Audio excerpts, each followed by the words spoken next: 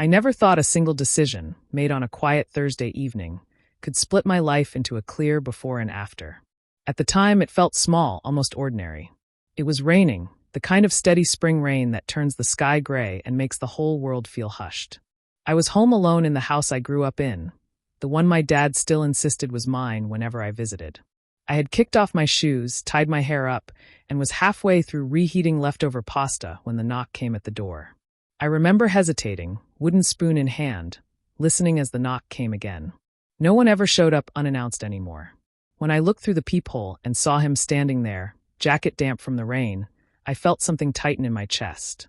It was my dad's friend, someone I'd known for as long as I could remember, someone who felt like a fixed part of my childhood memories. He looked older than I remembered, not in a bad way, just more real, like the years had finally caught up with him in the form of fine lines and a tired expression. I opened the door without really thinking about it. He smiled, relieved, and asked if he could come in just for a minute.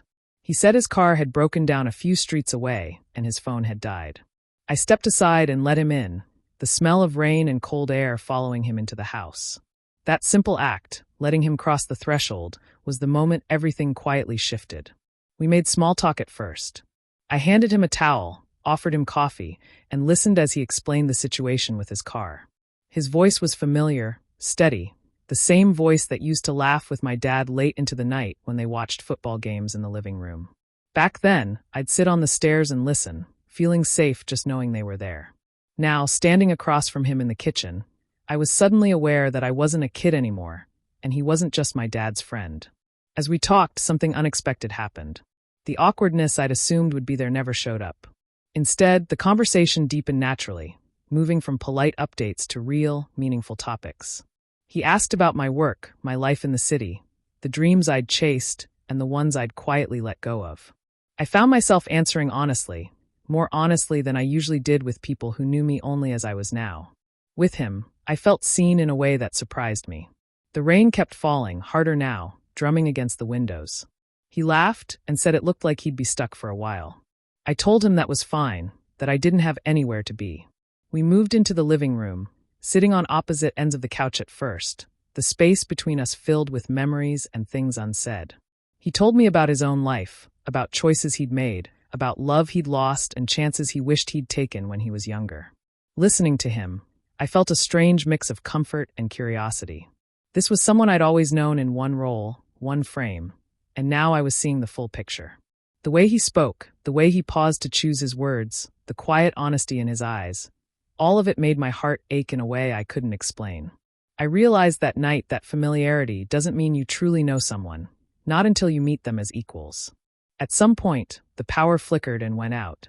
The house fell into darkness, broken only by the soft glow of streetlights outside and the distant sound of thunder. I lit a few candles, their warm light changing the room, making everything feel intimate and suspended in time. He thanked me again for letting him in, his voice softer now. I shrugged it off, but inside, I felt the weight of his gratitude, like it meant more than just shelter from the rain. We sat closer then, not touching, but aware of each other's presence in a way that made the air feel charged. I could hear my own heartbeat, steady but loud in my ears. When our eyes met, I looked away first, suddenly nervous. I wasn't sure what scared me more, the idea that something might happen or the idea that I wanted it to. He broke the silence by talking about my dad. He told stories I'd never heard, about their younger days, about mistakes and adventures and the bond that had kept them friends for decades. Hearing my dad through someone else's eyes made me emotional, and I laughed and cried at the same time. Without thinking, I reached out and touched his arm, just briefly, in a gesture of shared understanding. The moment my hand made contact, everything shifted again. It wasn't dramatic or explosive. It was quiet, like the realization that a line you thought was solid had always been drawn in sand. He looked at my hand on his arm, then back at me, and in his eyes I saw hesitation, respect, and something deeper that mirrored what I felt. He gently covered my hand with his, not squeezing, not pulling away, just holding it there. Neither of us spoke for a long time. The candles flickered, shadows dancing on the walls, and outside, the rain began to slow. I thought about all the reasons this was complicated, all the reasons it might be wrong or misunderstood. I thought about my dad, about the past, about the future. But I also thought about how rare it is to feel truly connected to someone, how rare it is to feel understood without explanation. He was the first to pull his hand away. He stood up, pacing slightly, and said he didn't want to cross any lines. His voice was firm but conflicted. He said he cared about me, that he always had, but that this was dangerous territory. I appreciated his honesty more than I could say. It made me respect him even more, which only deepened what I was feeling. I told him I understood, that I didn't want to do anything that would hurt anyone. But I also told him that pretending nothing had changed felt dishonest. We stood there, facing each other, the truth hanging between us. Finally, he nodded and said maybe the right thing wasn't to decide anything that night, but to acknowledge what we felt and take it seriously. When the power came back on and his phone finally charged enough to turn on, he arranged for a tow. Before he left, we stood awkwardly by the door, unsure how to say goodbye. He thanked me again, this time for more than just letting him in. When he hugged me, it was brief and careful, but it left me shaking long after he walked back into the rain. After that night, I couldn't stop thinking about him. About us. I tried to push it away, telling myself it was just an emotional moment, a product of nostalgia and rain and candlelight.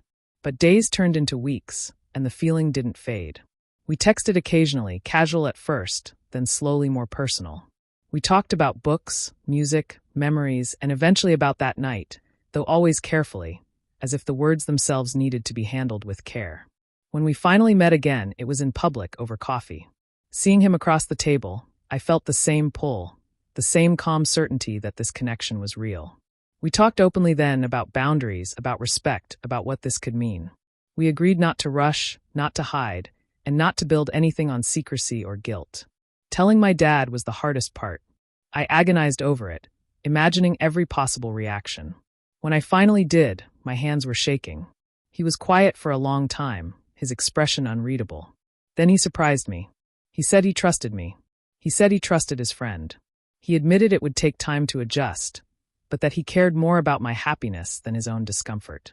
I cried then, a mix of relief and gratitude pouring out of me.